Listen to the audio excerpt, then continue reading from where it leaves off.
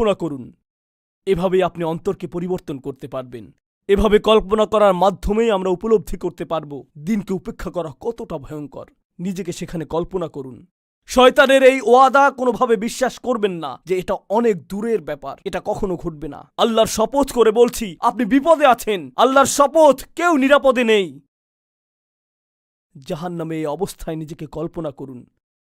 আপনি সাহায্যের জন্য কাঙাল হয়ে আছেন, বেপরোয়া হয়ে ভিক্ষা চাচ্ছেন।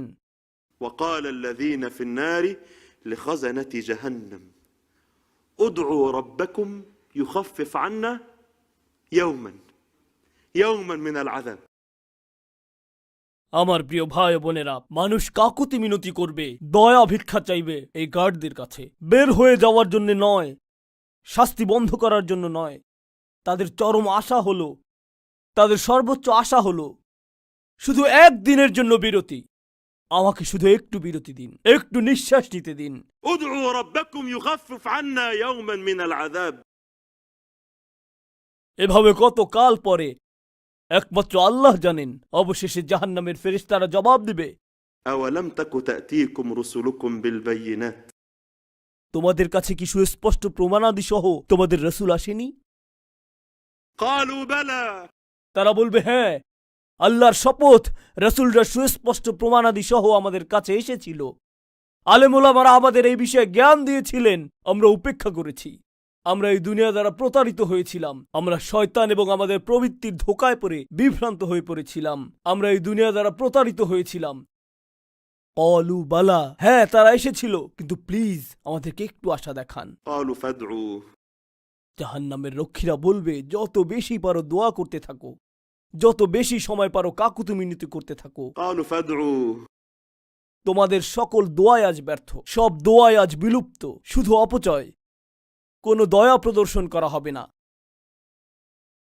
এমন কোনো জায়গায় নিজেকে কল্পনা করতে পারেন যেখানে কোনো দয়া দেখানো হয় না, কোনো রহমা নেই, কোনো আশা নেই? নিজেকে এই অবস্থায় কল্পনা করুন, তারপর তুলনা করুন এর সাথে যে স্টুপিড, তুচ্ছ মজা অথবা খুবই সামান্য সুখ ও আনন্দ পেয়ে থাকেন আল্লাহর আদেশ অমান্য করার কারণে। আল্লাহর শপথ করে বলছি, সুস্থ মস্তিষ্কের কেউ, কারো মাথায় যদি আধা ইঞ্চি পরিমাণ বুদ্ধিও থেকে থাকে, সে কখনো এই ক্ষণস্থায়ী দুনিয়ার মজাকে প্রাধান্য দিবে না, যে মজা অল্পতেই শেষ হয়ে যায়। সেখানকার 1 সেকেন্ডের শাস্তির তুলনায়, ওই পরিস্থিতিতে থাকার তুলনায়। قالوا فادعوا وما دعاء الظالمين إلا في ضلال। যত খুশি দোয়া করতে থাকো, যত পারো ভিক্ষা চাইতে থাকো, কোনো আশা নেই। আয়াতটি যদি ঠিকভাবে বলে থাকি। সুবহানাল্লাহ। আমার প্রিয় ভাই বোনেরা, আলেমরা বলে থাকেন এরপর মানুষ অসহনীয় যন্ত্রণায় মূর্ছা যাচ্ছে। একটা উপায় তো থাকতে হবে। দিনের পর দিন আমি শাস্তি ভোগ করছি, আমি কিছুই দেখতে পাই না। আমি খুবই সংকীর্ণ এক স্থানে।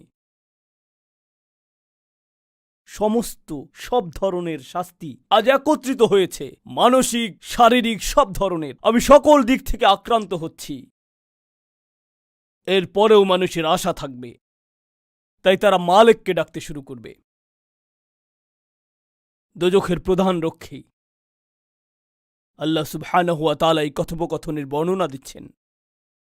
ভাবতে পারেন আপনি সাধারণ রক্ষীদের প্রতি আশা হারিয়ে ফেলেছেন, তাই এরপর আপনি মালিককে ডাকতে শুরু করলেন। জাহান্নামের প্রধান রক্ষী এই ফেরেশতা, আল্লাহ সুবহানাহু ওয়া তাআলা উনাকে শাস্তি প্রদানের জন্য সৃষ্টি করেছেন। ونادوا يا مالك يا مالك। দোজখের মানুষরা চিৎকার করে ডাকবে, বেপরোয়া হয়ে ডাকবে, ও মালিক, ও মালিক। তাদের অনুরোধটা কি এখন? তাদের আগের স্বপ্নটা ছিল শুধু একদিনের জন্য একটু বিরতি। এখন তাদের অবস্থাটা কি? আমাদের মরণ দিয়ে দিন। এটা এখন স্বপ্ন। মৃত্যু তাদের এখন স্বপ্ন। এমন পরিস্থিতির কথা ভাবতে পারেন যেখানে মৃত্যু আপনার চূড়ান্ত আশা? আমি শুধু মরে যেতে চাই, প্লিজ আমাকে মেরে ফেলুন। ونادوا يا مالك ليقضي علينا ربك। প্লিজ আপনার রব যেন আমাদের নিঃশেষ করে দেন, আমাদের যেন আবার মাটিতে পরিণত করে দেন। আমার আগে একজন শায়েখ যেমন বলেছিলেন, সুবহানাল্লাহ, অমুসলিম দিনের এক শত্রু পাপী শেষ বিচারের দিন তার খুব ইচ্ছা করবে যেন সে আবার মাটি হয়ে যায়। এটা এমন এক ইচ্ছা যা কোনোদিন পূর্ণ হবে না। আমাকে ধূলিকণায় রূপান্তরিত করে দিন, তুরাব বানিয়ে ফেলুন। না না না না, এমনকি এই বিলাসিতারও সেদিন অনুমতি পাওয়া যাবে না। তাফসীরকারকরা এই আয়াতের ব্যাখ্যা করতে গিয়ে তারা বলেন, মানুষ মালিককে অবিরতভাবে ডাকতে থাকবে পরকালের 1000 বছর ধরে। এর মানে কি জানেন? 1000কে 1000 দিয়ে গুণ দিলে কত হয়? সবাই এরকম চুপচাপ কেন? সবাই কি কাঁদছেন? দেখতে পাচ্ছি না, অনেক বেশি লাইটিং। হ্যাঁ 1 বিলিয়ন, 1 ট্রিলিয়ন, না 1 মিলিয়ন, 10 লক্ষ বছর ধরে। 1 মিলিয়ন বছর, ভাবতে পারেন? একজনের সাথে একটু কথা বলার জন্য অনুরোধ করছেন 10 লক্ষ বছর। ونادوا يا مالك يا مالك يا مالك 10 লক্ষ বছর ধরে।